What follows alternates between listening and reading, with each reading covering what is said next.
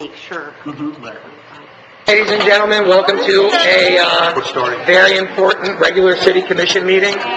First question and most important question, does anybody have to go potty? Oh, we're good. Okay. We'll begin as usual with an invocation by Rabbi Decker. Stand up. We're going to Not yet.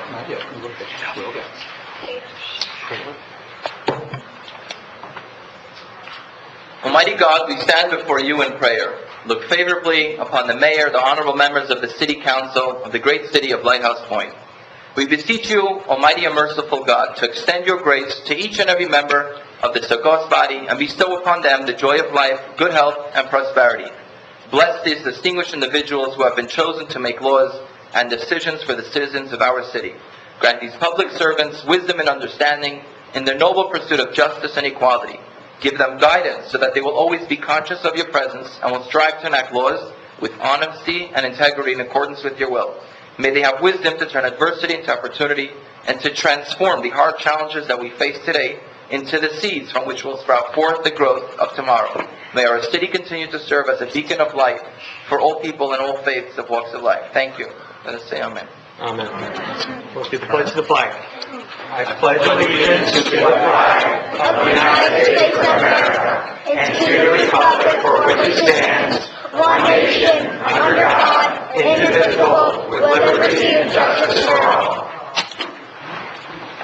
Oh, wait, now. Say my name right. Say We'll do roll call. Madam Clerk. Mayor Trost. Here. Commission President Jaffe. Here. Commission Vice President Walker. Here. Commissioner Johnson. Here. Commissioner Long. Here. Commissioner Van Busker. Here. City Attorney Cirillo. Here. Finance Director DePaulo. Here. Fire Chief Gil Martin. Library Director Keys. Police Chief Licata. Public Works Director Schramm. Recreation Director Leasing. And then we have some special guests that I'm also going to call. Did Evan make it? He has not made it. Okay. Andrew Long. Here. William Long. Here. Reagan Van Buskirk. Here. Wyatt Van Buskirk. Here. Parker Van Buskirk. Here. Finn Van Buskirk. Here. Madeline Jaffe. Here. Alexandra Jaffe. Here. And Kate Cirillo. Here. Okay. Everybody's accounted for? All right. It is, as you probably guessed, bring your child to a city commission meeting night, which I think we all would agree on what's on the agenda tonight has a little extra bit of significance. So let's all have a great meeting. And I believe there is something else of import tonight. Sorry to interrupt there, Commission President Jaffe, but tonight is my 14th wedding anniversary, so instead of... You got any flowers? I felt, huh? Oh, I think that'd be... I just figured I'd pick up a little flowers. Shameless brownie points, folks, I'm okay with this. Just let you know up front. We have to come up here and together.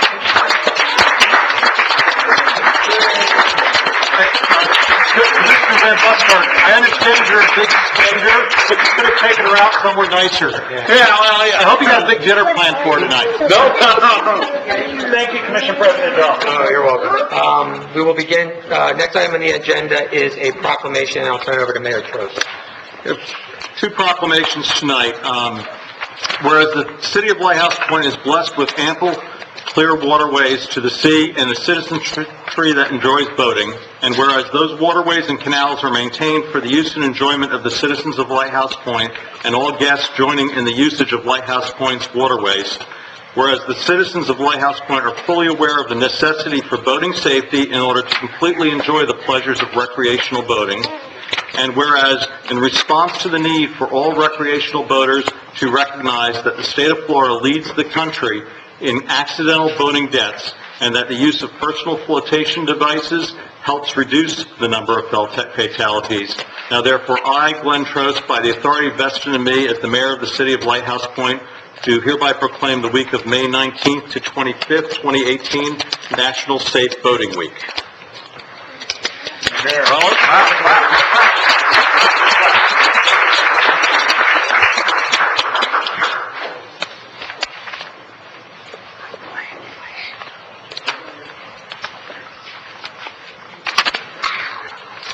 Who's doing the honors of accepting this time? You are?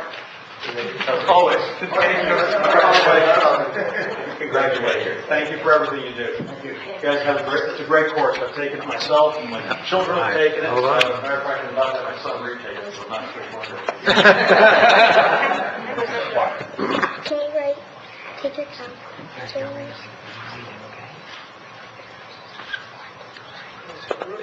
Thank you. Thank you. Thank you.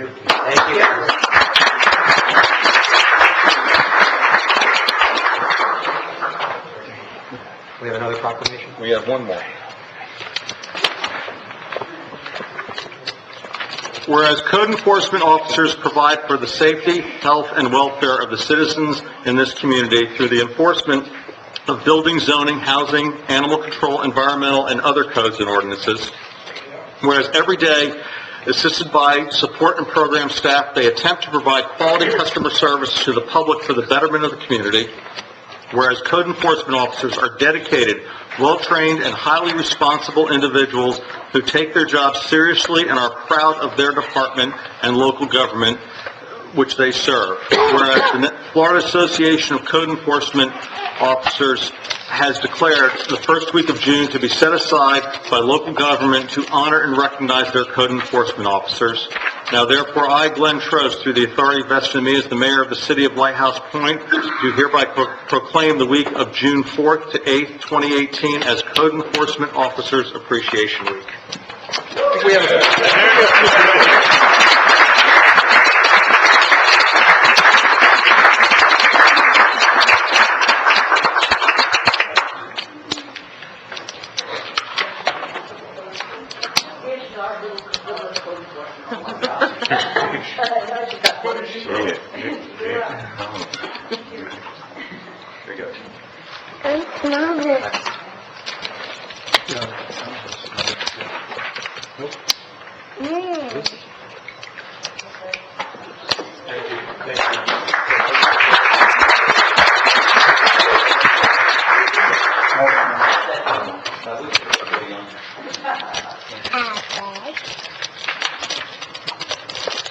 Okay.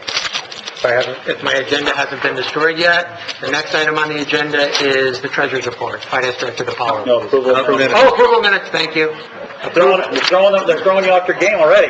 They do it every day. We have several minutes to approve. Workshop of May 8th, regular meeting of May 8th, workshop of May 21st, and special meeting of May 21st. Commissioners, I assume you've reviewed them all? Yep. Is there a motion to approve? Motion to approve. We want both of them? Or Yes, do them separately. I did them separately. real quick. Motion to approve the workshop of May 8th and the regular meeting of May 8th. Second. We have a motion and a second. All in favor? Aye. Motion passes 5-0. May 21st. I'll make a motion to approve the minutes of the workshop on May 21st, 2018, the special meeting is May 21st, 2018. Second. We have a second. All in favor? Aye. Motion passes 5-0. Now it's time for Finance Director DiPaolo's treasurer's report. I really have to go potty. There you go. All right. General fund has $2,361,421.78. Cleanup deposits, $32,800.00. Garbage and trash fund, $1,453,076.10. Special purpose funds, $2,900,885.92. Stormwater utility fund, $537,265.67. Debt service fund, $207,774.09. Contingency, $5,483,748.00. General fund encumbrances, $257,207.67. Total off funds, $13,234,179.23. Commissioners, questions for Finance Director DiPaolo? Yeah, I saw that the Marine Fund had a plus of 50,000. Nautical flea market. The Nautical Flea Market, okay. Best year ever. Best year ever. Wow, that's amazing. A lot of hard work. That is a lot of hard work, absolutely right. Commissioners, any other questions? Seeing none, hearing none, thank you. Thank you. Now comes public comment and requests regarding agenda items. This is the time for the public to come up. If you intend to speak about the two ordinances that we'll be hearing tonight, that is a public hearing, so you can come up and speak at that time. But there is a pretty important item on the agenda regarding our bond. If you want to speak and address the commission before they vote and discuss that matter, now is your time to do so. You will have 3 minutes. State your name and your address.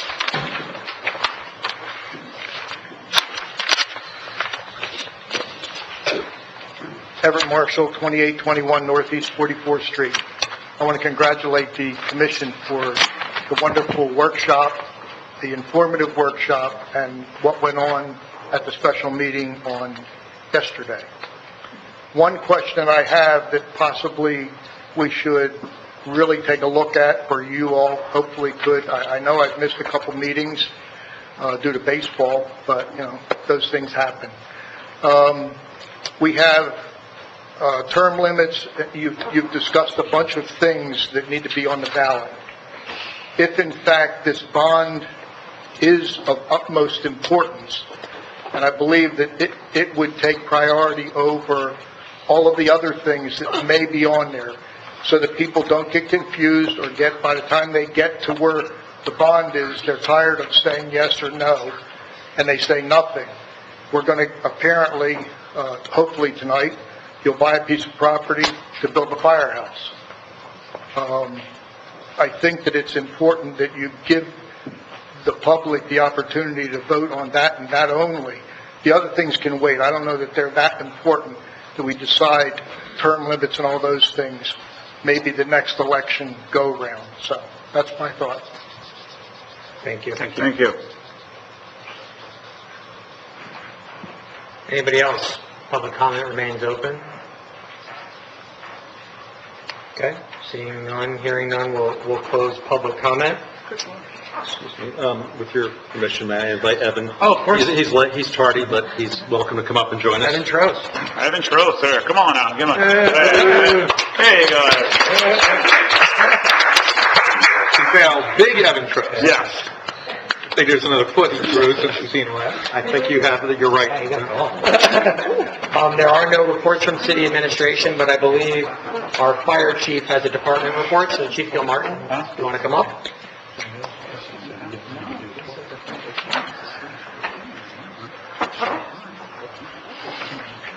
Good evening, Mayor and Commissioners. As part of the EMS Appreciation Week, which is also this week, I'd like to take this opportunity along with Chief Licata to recognize a partnership of the E911 system that most people do not realize. That's the role of the police officers in the delivery of emergency medical services and the chain of survival in the pre-hospital setting. These 3 gentlemen that we would like to recognize tonight are responsible for creating, educating, and training our police officers in basic life support skills, including CPR, AED, and even the use of Narcan administration to combat this opioid abuse that we're all facing. This training, along with the police officers' confidence and willingness to utilize their training, make this a win-win situation for all the citizens of Lighthouse Point.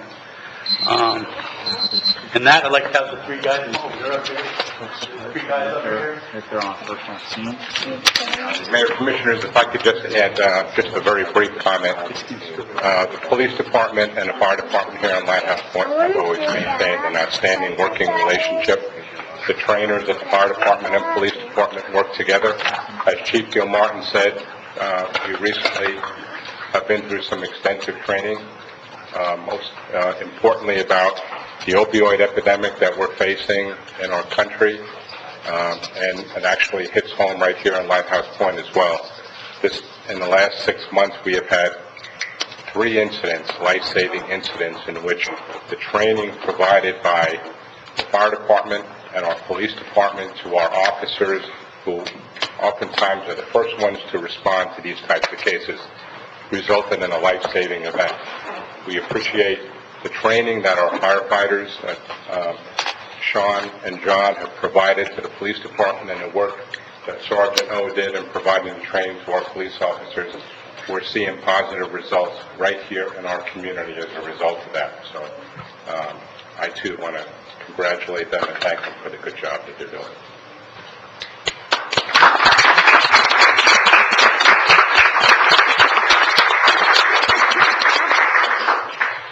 I'd just like to take one more second just to read what's on the certificate. It just says, in recognition of EMS Week 2018, the fire chief and police chief would like to recognize these individuals for creating and instituting invaluable medical training program to incorporate the Lighthouse Point police officers into the 911 chain of survival. This medical training includes basic life support skills, which include CPR, AED use, and basic first aid. It has also been necessary to train our police officers in the use of Narcan to help combat the opioid abuse that has affected our country and even our city. This partnership and willingness of the Lighthouse Point police officers to use their training gives our residents and visitors in the city of Lighthouse Point an additional resource in the E911 chain of survival. That could mean the difference between life and death, where every second counts. Thank you for your dedication and commitment to the city of Lighthouse Point and its residents. Thank you. Thank you. Thank you. Thank you.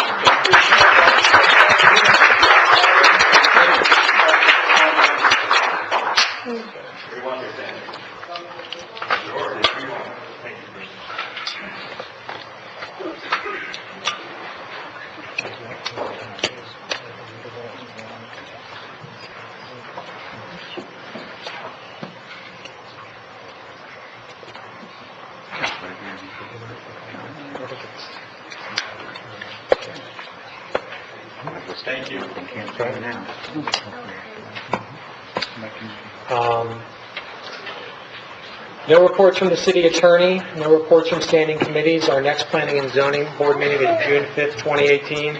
Code enforcement, June 19th, 2018. Community appearance, June 21st, 2018. Special magistrate, June 6th, 2018. Marine advisory, August 2nd, 2018.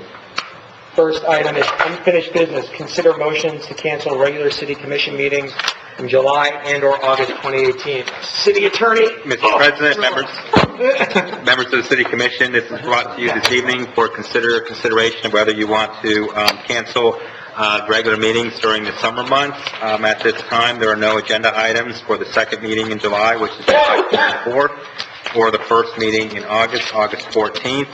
Sections 2-82 and 2-83 of the City's Code of Ordinances authorize the City Commission to adopt a motion to cancel regular meetings of the City Commission, but it must be approved by an affirmative vote of not less than 4 commissioners, so it's here for your consideration this evening.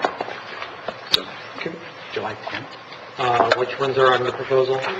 July 22nd, 24th, 2018, and August 14th, 2018. July 24th and August 14th. Which would normally be your second meeting in July and your first meeting in August. Commissioners, discussion? If not, I would, Go ahead.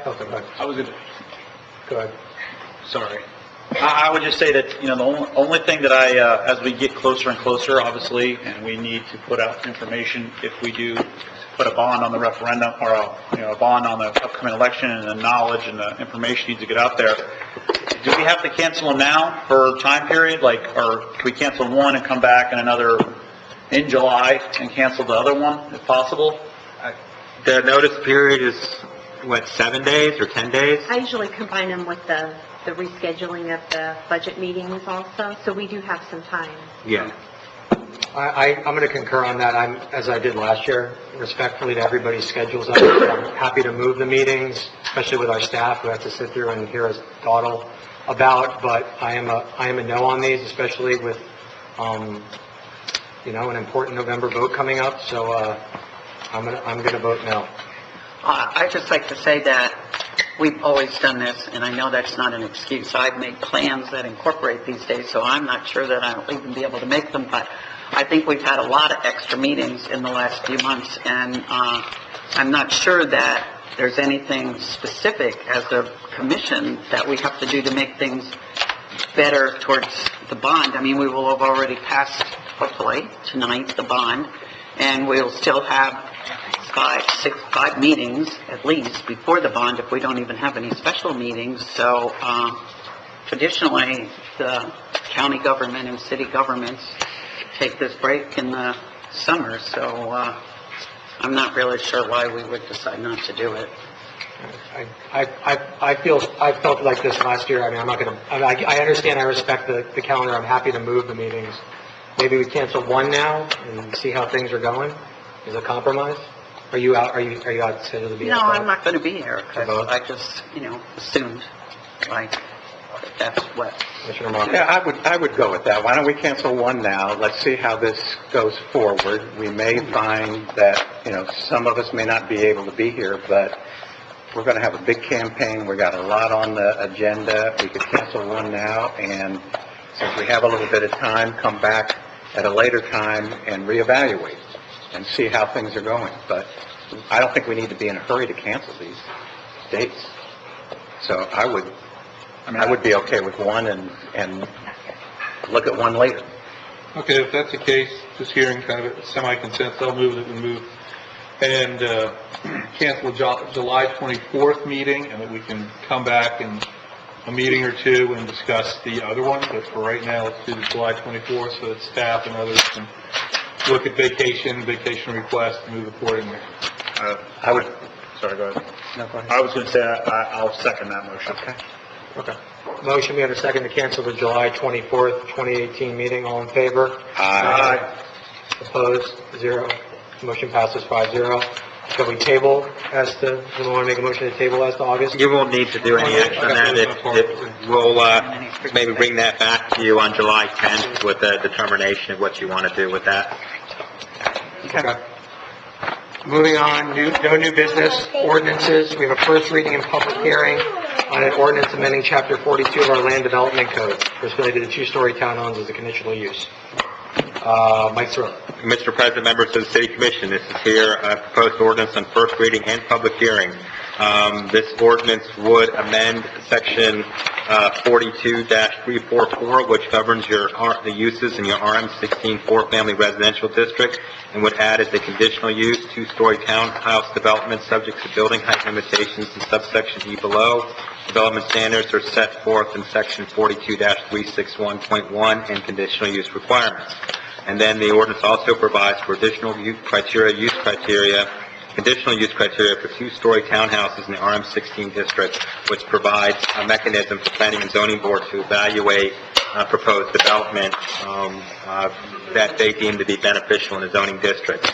What I propose to do is read the ordinance title, and we do have the city's planners here, Jeff Cadams, who can explain a little bit of the planning angle for this proposed ordinance, and then it is a public hearing.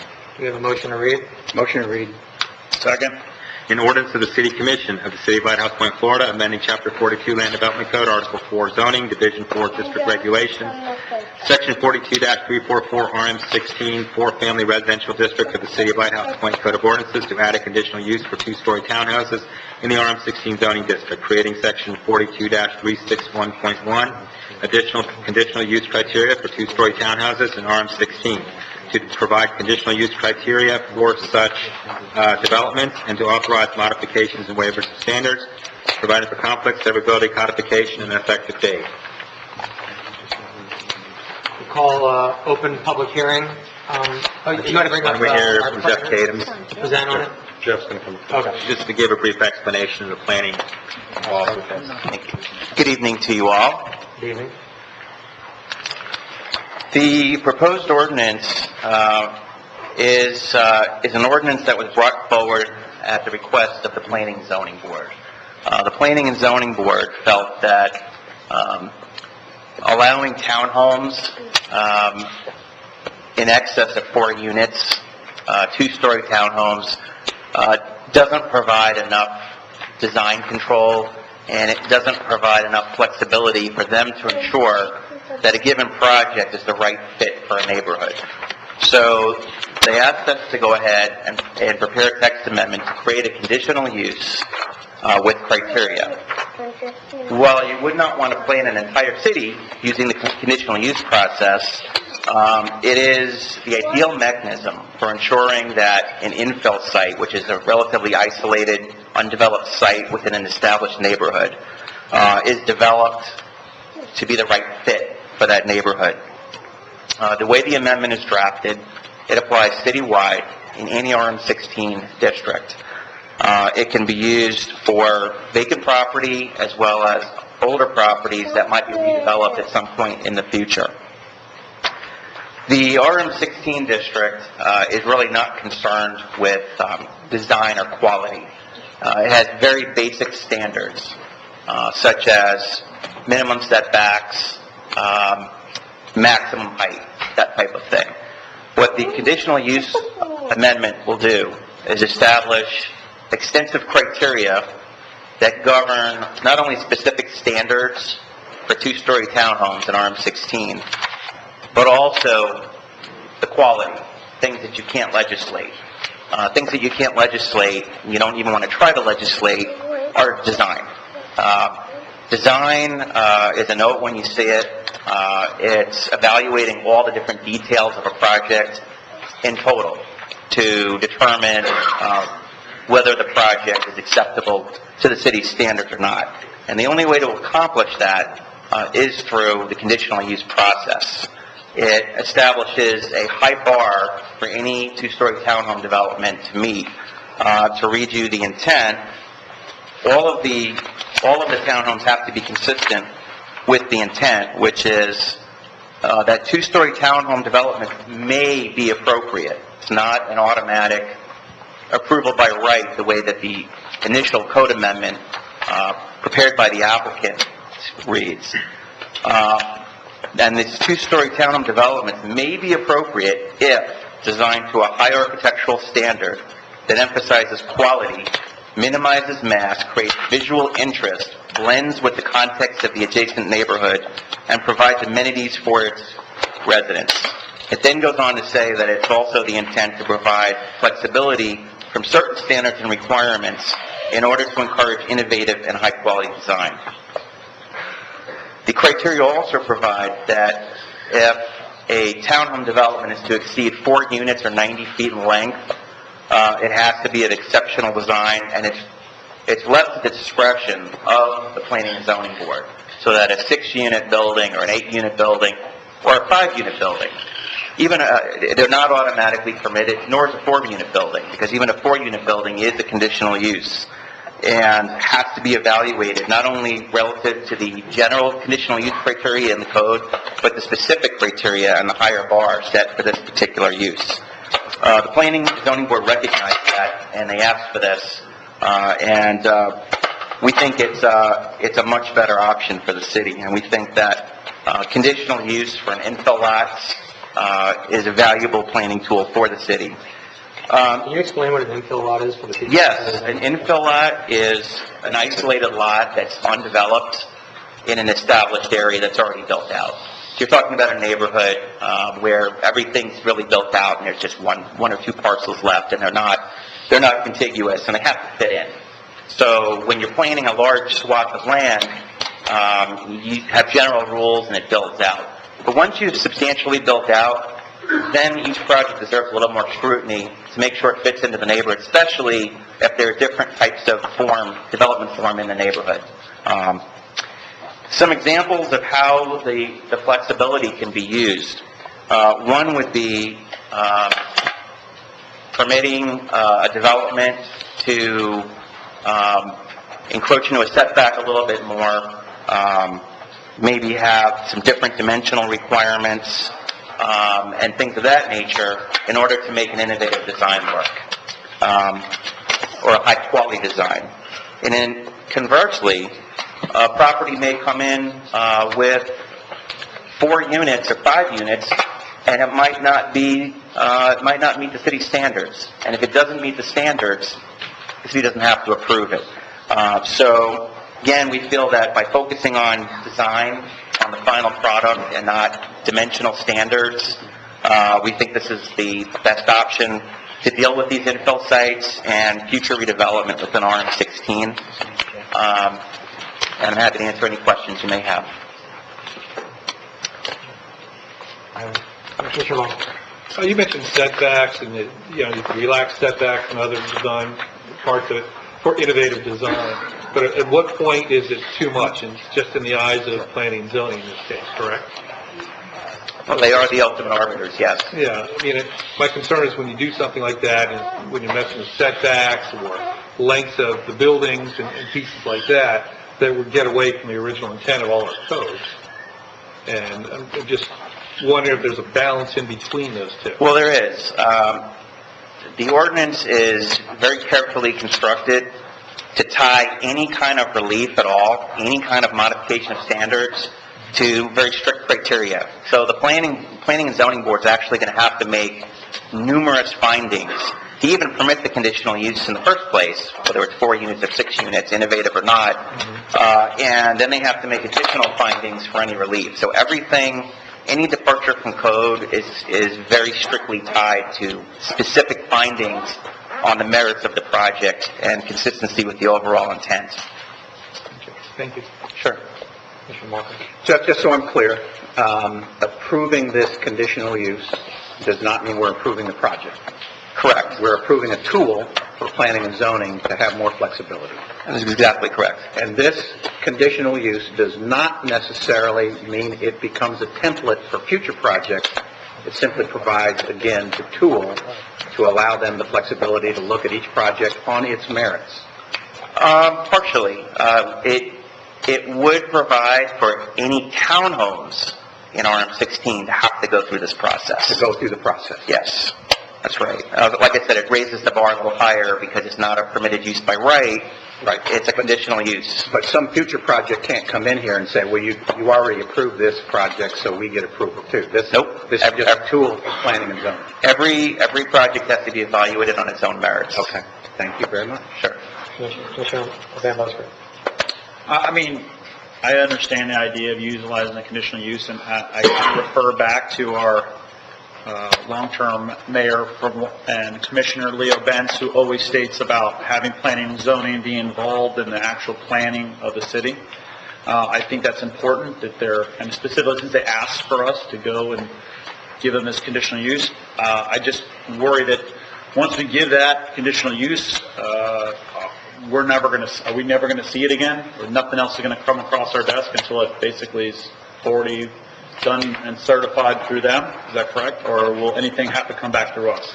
Well, this ordinance doesn't change the process that you have now. I mean, it adds another level of review and a larger scope of review for the board, but the site plan ended up with the board in the first place, so it doesn't change that.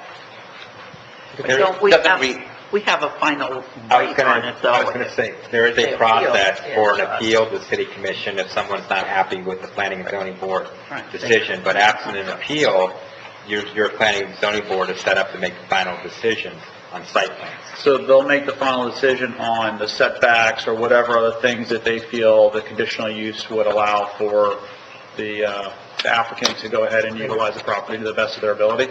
That's correct, and they would make the decision on the application.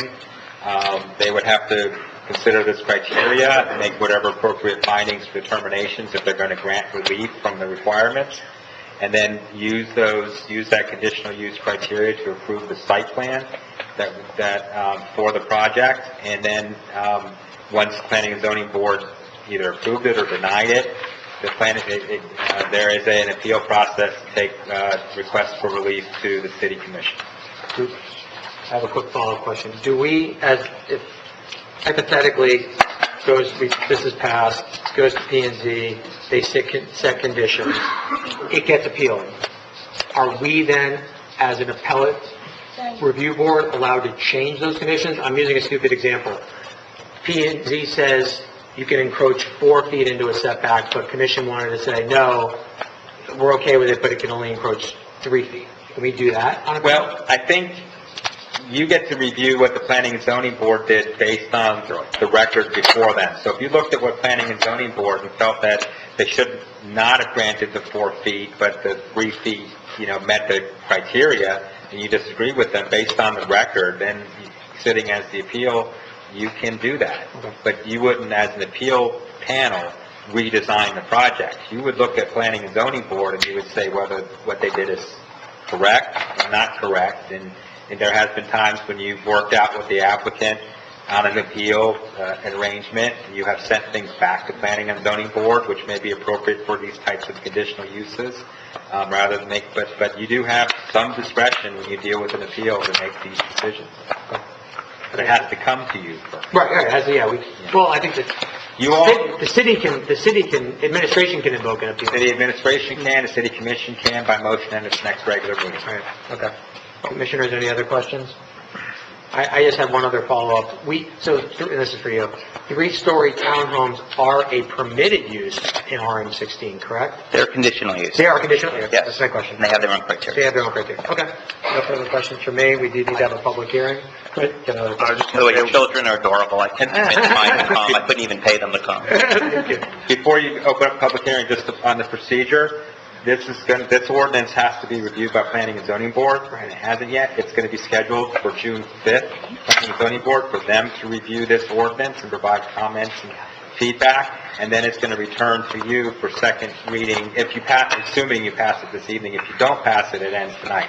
But the process, the timeline would be, Planning and Zoning Board hasn't seen it yet. They're going to see it. If it passes on first reading, they will review it on June 5th. Right. So my daughter's been dying to hit the gavel. So we're going to open public hearing. Alexandra, go ahead. That's one way to do it. Public hearing. Good job, Pete. Public hearing is open. If you would like to address this ordinance, please come forward. You'll have 3 minutes to speak.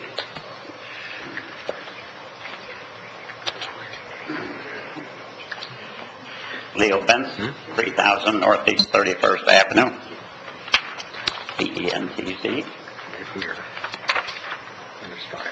First, it's unfortunate that our staff has apparently given the owner of this property assurances that it could obtain 5, really 7, variances of our code.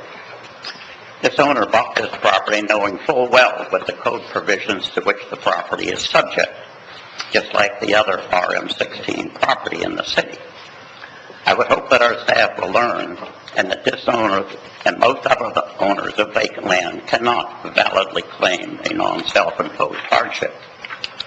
I do believe our staff has wasted the time of the CAB and the Planning and Zoning Board, and has also wasted this property owner's money for legal fees and architect fees in making presentations at those past meetings.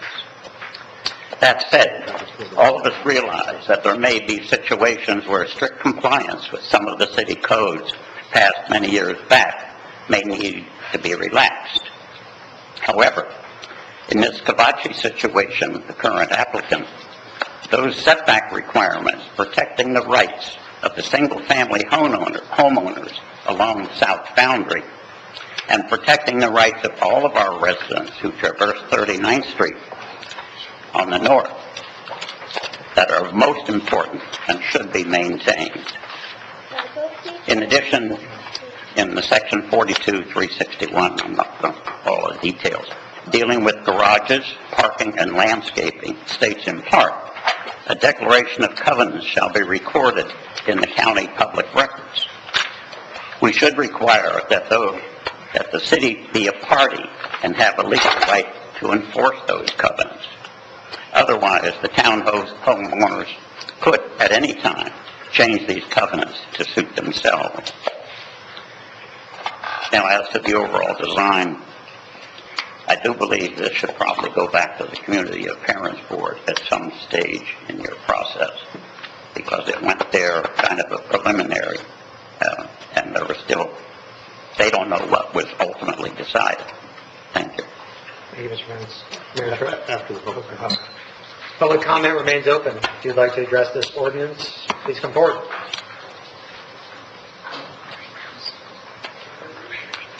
Good evening. Thank you. Hope Calhoun, C-A-L-H-O-U-N, business address of 14 Southeast 4th Street, Boca Raton, Florida. Thank you for the opportunity to speak to this ordinance. You all sitting up there already know this, so we are not the applicant for this particular ordinance, although I don't think it's a secret that we are probably part of the impetus for this ordinance based on the townhouse project that we are proposing on property that is obviously not the subject of tonight's meeting. I just have a few comments to make with regard to this proposed ordinance, and if I could just make one other statement with regard to, there was a comment made or a question asked really about whether or not adopting this ordinance, I can't remember the exact word, but does it kind of get around, for lack of a better word, the intent of our codes, plural. And I just wanted to point out, as your staff pointed out already, there is a specific intent section in this particular ordinance, so I think that addresses the ability for others to get around anything in your code, because there's an intent section and it specifically describes why this is adopted. So I just thought that was important.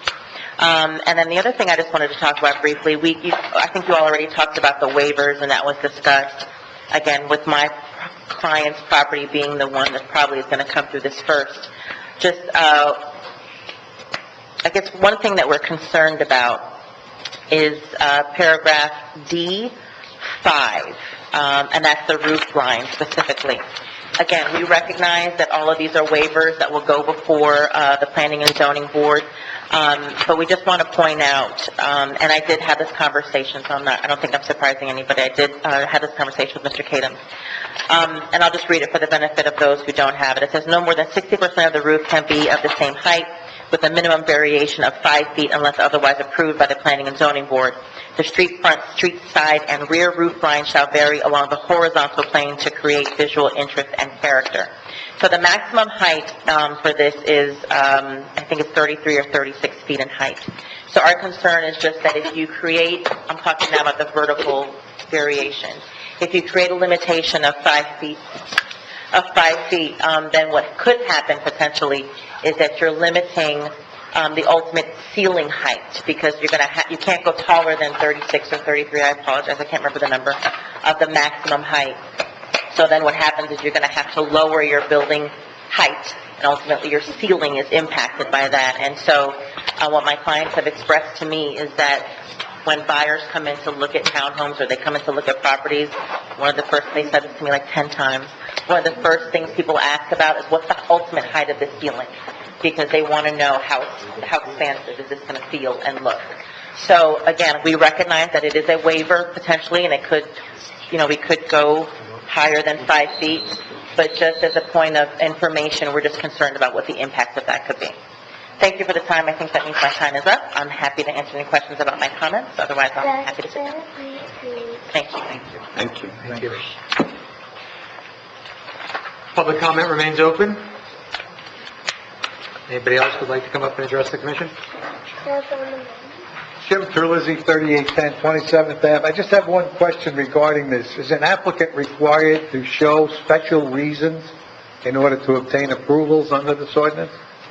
That's probably a question best answered by someone from our planning. Yeah, from our planning. You want to come up and address the question?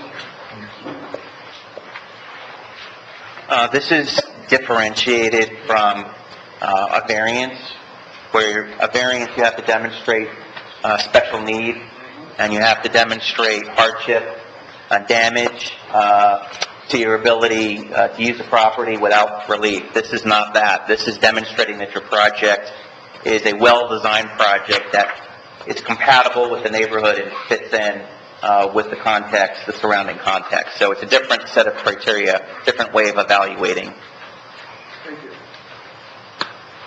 Public comment remains open. Thought Andrew might have had a public comment. Will. Seeing none, hearing none, we'll close public comment. Mayor Trust, do you want to address something? Yes, Mr. Benz made a comment about certain promises have been made to the applicant in connection with the property. There were no promises made, so I'm not sure where that information came from, but I just want to clear the record up that no promises or commitments have been made. The applicant applied to planning and zoning, as any applicant has the ability to do, and we as a city honor those requests. We don't tell them no, because that is their right to apply to planning and zoning for a hearing, and then they withdrew that planning and zoning after planning and zoning recommended that the city commission consider a conditional use ordinance so they can exercise their planning capacity. As Mr. Benz likes to say, he likes to see planning and zoning do some planning, so this is their request to do some planning.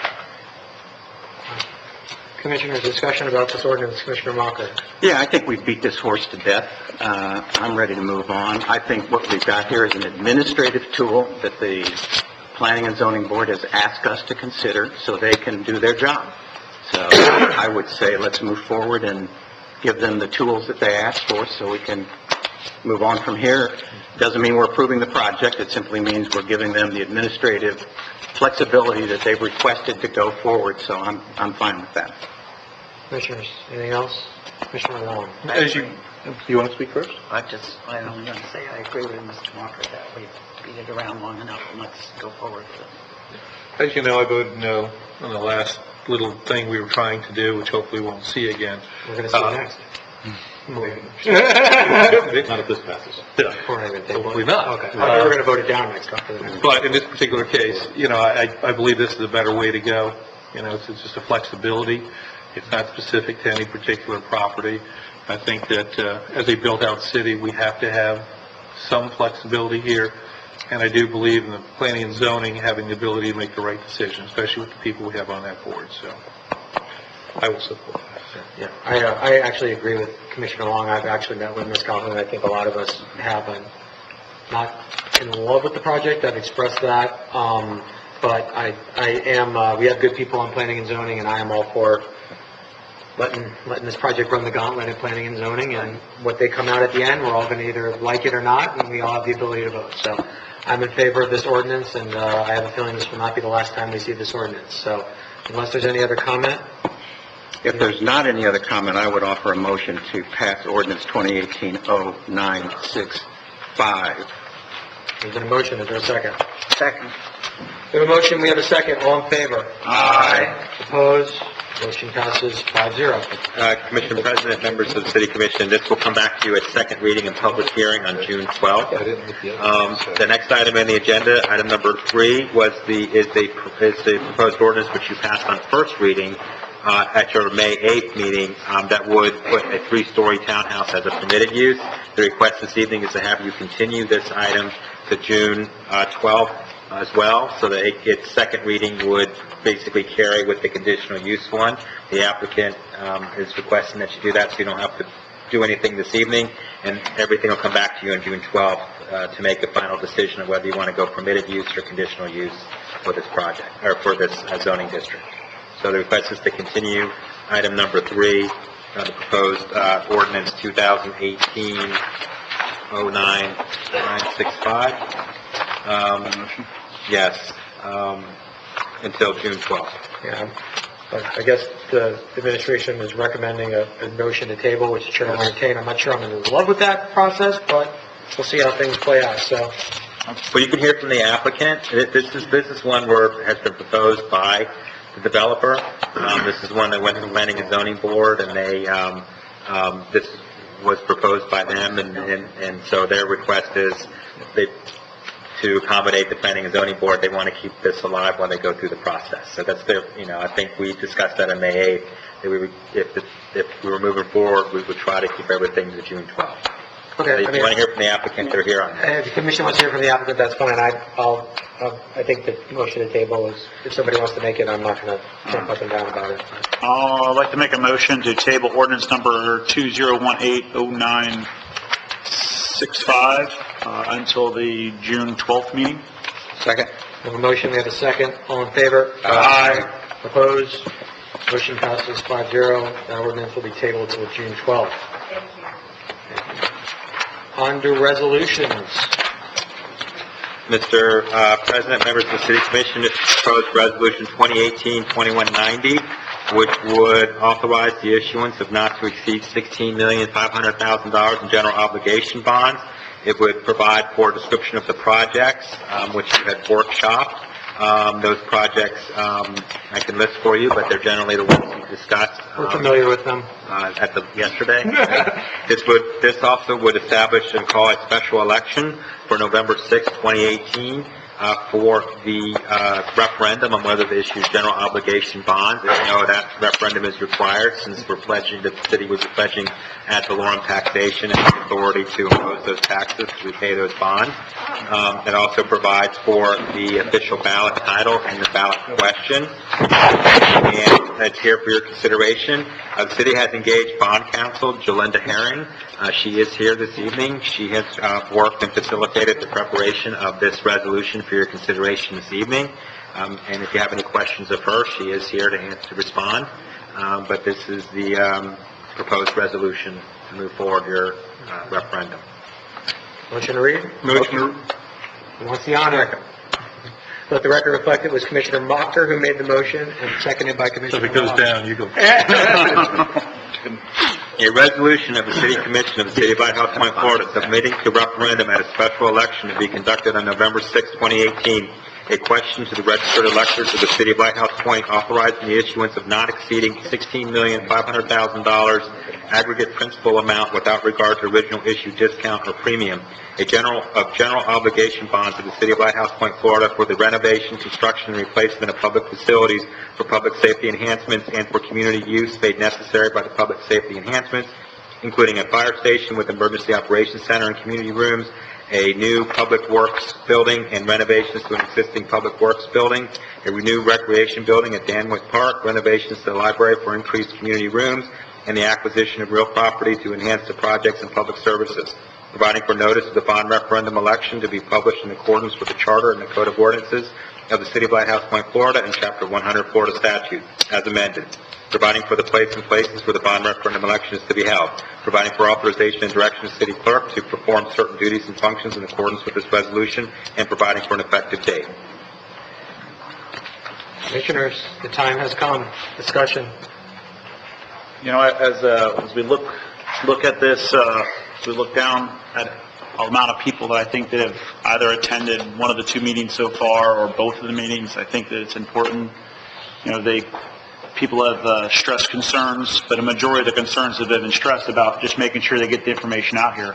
And the fact that they're willing to support it, they just want to know about it, and I think that's important. I think it's imperative that as Commissioner Joffe stated, I believe everybody else has stated up here, this is a unanimous decision. And that when we all think about it, we're all together on this. And so I'm 110% behind this and want to make sure that we all stick together and we hopefully get to make some amazing improvements to the city. Commissioners, anything else? I think he said it very well. Commissioner Long? I do think there needs to be a discussion, and again, all for us, but we talk about that marketing of it, and we know what we can do as a commission, as a collegial body, as we can be as individuals, and I'm sure as time goes on, Mike will educate us on what we can and cannot say. That's a good ethics. That could be, that could be an ethics. I think that's important. Okay. I think they're all here for the votes. But I think it's important. I think we have a long summer ahead. I think we got a fall. But it's important with the number of items that will be on that ballot. I heard today it's probably going to be 5 to 6 pages of voting that we will have to be doing. It is important that they don't miss that one. So that's my statement. I'm moving forward. Go ahead, Commissioner Mocker. Yeah, I just have one comment. The one thing that I've heard that has been probably the most positive of everything is the purchase of that god-awful eyesore service station that now the city will have some control over, and I think that may give us some spearhead of the marketing effort. If we could ultimately end up with a rendering or something that demonstrates what the city plans to do with that property and really market that, I think it gives us a leg up on the campaign that we're going to be faced with, to show in real terms what's going to happen instead of just abstracts. We're going to have some real live examples of what we can do to put a gateway into this city administrative campus that I think would go a long way. So the campaign's going to be important, and I think we're going to want to use all the tools we have available, and that's one that we need to be thinking about. There will be renderings created, and Right, that's right. people will have visuals of what is going to be done. And Commissioner Johnson. And I believe too that when with what Mr. Trost said about, Mayor Trost said about the renderings, is that we will have a wonderful presentation prepared with all sorts of visuals for people like me that really need to see it in front of it. And we will try to make sure that we go everywhere so that anybody that has any desire in the city will have a chance to see this and will have a chance to speak to us about it. We will go to condo meetings and we'll have meetings here. I mean, we will try as much as we can to get this out so that everybody can see, and everybody, like Mr. Mocker said, that you'll be able to see what this corner is going to look like out there rather than what it looks like now, as well as what our other improvements are going to look like. So you'll be sick of seeing it probably by the time you ever come. Commissioner Long. The only thing I want to bring up is, we probably have some new people in the audience that don't know of the thing that happened yesterday regarding the fire station parcel, maybe we could pass it to the mayor to, because this is big news, folks, if you haven't heard it already. So, for almost 4 years, I've had discussions with the owner of 2101 Properties, which is the Marathon Station, and former Marathon Station, prior to that, a Citgo station, actually. Last Friday, we agreed in principle he would sell it to the city, and the city would acquire for $1.75 million that property. And that creates a whole new realm of opportunities. What we had been looking at was knocking down, demolishing Dixon Hall and the existing fire station and building a new fire station on that location with a community room on the 3rd floor. We don't need to do that any longer. Dixon Hall remains, and we will build a 2-story fire station on a main entranceway to the city. It will enhance public safety because our firefighters will be able to have a drive-through facility that gets them out onto a major street and eliminates them having to drive through a local street to get out of their fire station. And it will also provide the amenities that's necessary to house, in an emergency, all the city staff and the emergency personnel that are necessary to protect our residents. So I'm very excited that Mr. Leiter agreed to this, and we have already started contract negotiations with him for a purchase agreement. So thank you, everyone. Thank you. Anybody else?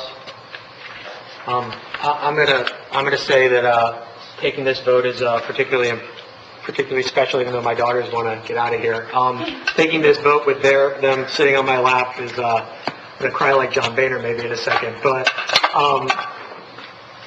Lighthouse Point is a great place, and Commissioner Long, you've actually said that. And I think all of us sitting up here are committed to making it a better place, because I know I want to leave this city better off for my daughters than it is now. That's not to say that there's anything wrong with the city, but I really want to thank everybody that came out here and came to all these meetings, for getting involved and getting the information out, for coming tonight even though kind of the hard work was done before, because we're going to need your support through this process. I want to thank my fellow commissioners for working collaboratively. I am so proud that we have gotten to this point. It wasn't always easy, but our residents need to know that we did a lot of hard work to get here. There were some Donnybrooks along the way, but we are here now, and we're going to pass this thing. I hope above all else. So with that said, I'll be quiet. We'll take this vote, and we'll move forward. So, Chair will entertain a motion to approve. I'll make a motion to approve if we could move forward with a roll call. I'll second that. Motion second, roll call vote. Commissioner Long? Yes. Commissioner Van Busker? Here. Yes. Commissioner Moffer? Yes. Commissioner Johnson? Yes. Commissioner Joffrey? Yes. Motion carries 5-0. All right. Yay.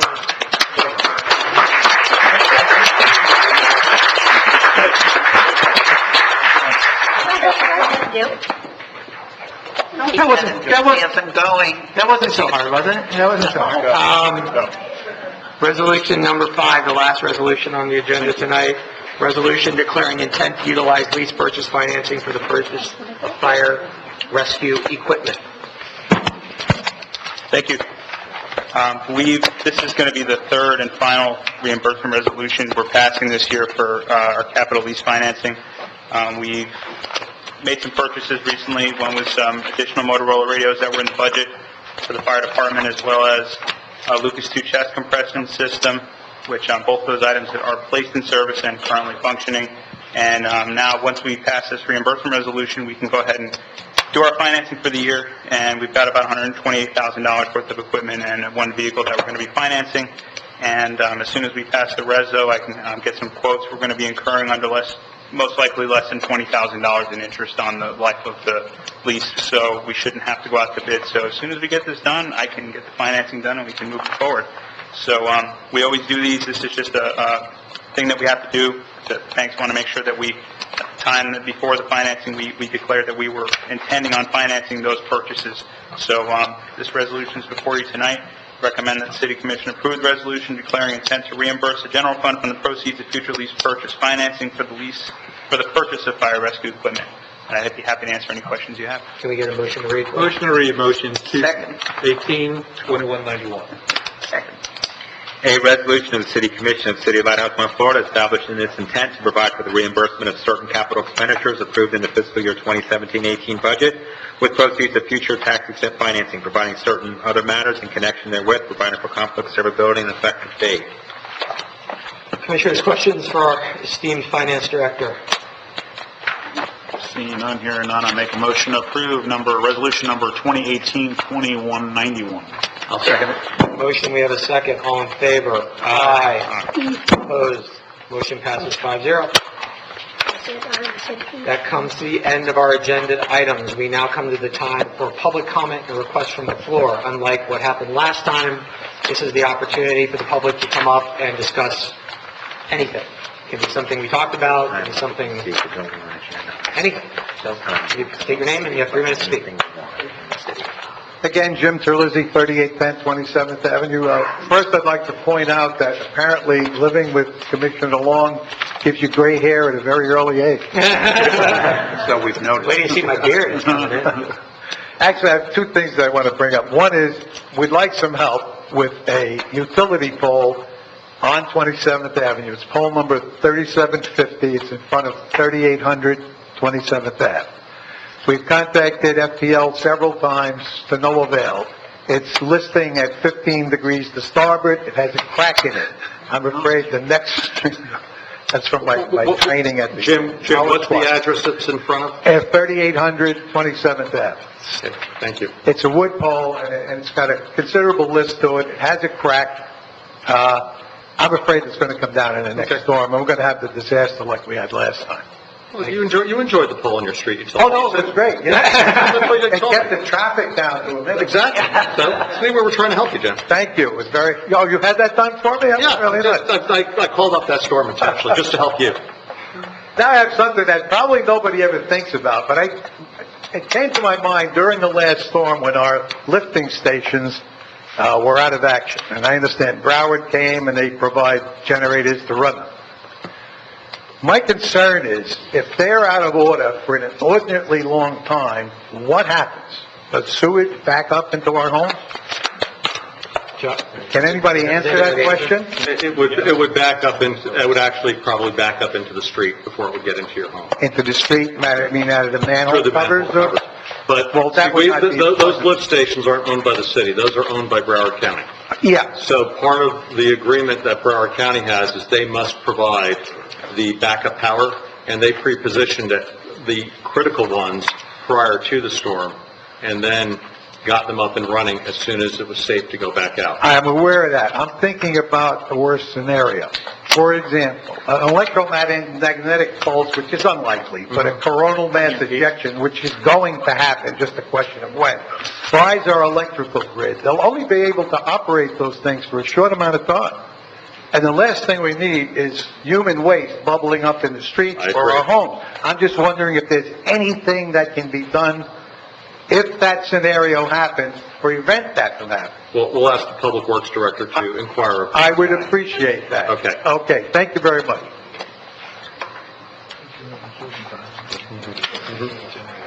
How do you follow up electronic magnetic pulses? But if anybody else has... I only know that Nancy. That's it. If anybody else would like to address the commission on this important night, please come forward. You will get a coronal mass ejection. Jim, if you could send me a description of what that is?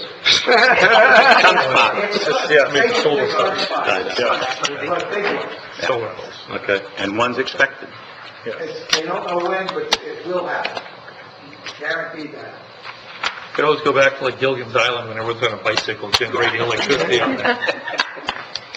Public comment, nobody else? All right. We'll close public comment. Last item, commission communications. Commissioner Malcolm. Resident asked me just recently, because of the mosquito outbreak, is there any relief to this city other than the county? We know the county is mosquito control. So that question was asked to me, can the city lease equipment? Can the city obtain equipment to spray for mosquitoes in this city, or is it just not feasible? The county is the one that is responsible for mosquito control, and we don't have the permits that are necessary to do that on our own. That's why the county is the one to call. Last year, when we had the initial rains, the same thing, and it took them about 2 weeks to get out here spraying, so phone calls are what matter, and filling out the form on the county website is what matters. If we're not getting anywhere, we can also make some phone calls from administration to push them to get out there. Last year, when we started spraying, then we had people complaining because they didn't like the smell and the toxicity and everything else. So it's a mixed bag. Yeah, so we're in that season again, so the questions were raised, but that's good to know. And we will have more rain this week. Yep. Okay, that's really all I had. Yeah, anybody? Commissioner Van Busker? I got a couple things. First of all, I wanted to mention something the other day. One of our former residents, and actually her parents currently live in the city, Victoria Burgess. She grew up in the city, and her parents still live over in the Marina area, is doing a paddle it's actually called Chic Libre. It's actually a paddle from Cuba to Key West, and she's doing it on a stand-up paddleboard. It'd actually be a world record if she completes the task. She's doing it June 28th of this year, and I think it's very amazing. She's also part of the thing she's doing is fundraising for young women in sporting events and trying to make them aware that anything that a gentleman could do, a woman could do also, or anything a boy could do, a girl could do. So I stand there with my daughter up here, and I just want to make sure that it's known so the residents could have an idea that we have someone about ready to accomplish something that no woman has ever accomplished before. I think that's very interesting, specifically since her family's still a resident of the city, and the fact that we all went to high school here together. So I think that's very neat. Second of all, one of the things, actually my dad just left, but this month is they're doing a tournament of lionfish killing. They're an invasive species here, and I just want to let everybody know that it's been on the news a lot lately, and we have a lot of residents in the city, specifically the Lighthouse Point Spearfishing Club has been going out and specifically targeting lionfish. They're an invasive species that was dropped in here, and they flourish very well here in the Florida and in the southeast, and they're very invasive. They eat a lot of the juvenile fish that we currently eat, like hawkfish and grouper and so on and so forth. So keep that in your mind. When you see them at Whole Foods, they're like $10 a pound because they're delicious in eating. However, though, we'd let you know that our Lighthouse Point Spearfishing Club is 100% out there trying to eradicate that population as quickly as possible. And what time is your fish fry? If you ever watch on how to clean it, it's actually very difficult. I watched my dad get a spine in his hand before and had his hand swell up. So, next thing is, I know the mayor's going to mention the memorial. I'm sure about that. But on June 2nd is National Gun Violence Day. And I just wanted to bring that up, obviously, as we go through the Broward County Task Force that I've had the ability to be part of. They're doing some informational press conference on that day to discuss some of the things that we've learned throughout the MSD issue and how hopefully to curb and improve Broward County to be safer in our schools and to our rest of our residents. So I just wanted to mention that, to look out for that. So past that, that's it. Commissioner Long. Quickly, as I look throughout this great group we have out here today, I saw a lot of kids, rabbis, great senior kids, and Chris and everybody else. I think they're over at the library now. Story time. This is something that, I kind of started, I don't know how many years ago. Just think it would be nice, and I like the fact that now we have audience participation as well. I think it's a great opportunity to see kind of government in action, rather than inaction, but we have that. So thank you for everybody coming with that. Maybe we'll do grandsons, granddaughters next time as well. Yeah, next year she's coming. Yeah. We have to bring her ourselves. And also looking forward to the bond issue, and I see, again, businesses and people in the cloth here, and I hope that it's an opportunity for everyone to be more informed on it, and there's different ways of doing it through businesses, and I don't know if, our religious people can possibly present an awareness type of thing as well. Not to advocate, more to just educate, not advocate. So we hope we can move forward with that and have some great ideas on marketing this so people have all the answers they need. Commissioner Johnson, anything? No. Okay. I don't have anything, Mayor. Okay, just a couple things. One, great seeing all the kids here. Nice that they came, and I want to comment on how well behaved everyone was. Outstanding. Yeah, even Reagan. Thank you. You know something, even Reagan, you know, she was in charge, she kept the... Carl's mom's here, he behaves himself. Exactly right. There you go. Secondly, as Kyle alluded to, on May 26th, so this Saturday at 9 a.m. is the dedication of the Veterans Memorial Shrine adjacent to Frank McDonough Park. It is a 1-hour event from 9 a.m. until 10 a.m., rain or shine. So, and I think the rain is, from the forecast this morning, it was 100% chance of rain. So let's just make sure you bring your rain gear if you come out. It's been a long haul getting that project through for the Scouts and the Veterans organizations, and I'm very proud of everything they've done. And our police department is going to have a significant role in that. Thanks to Commissioner Van Buskirk, he's arranged a nice large tent. I don't think it'll huddle the masses, but they will certainly try. And it should be a fun event. We'll get in and out of there so we can get back and enjoy our day.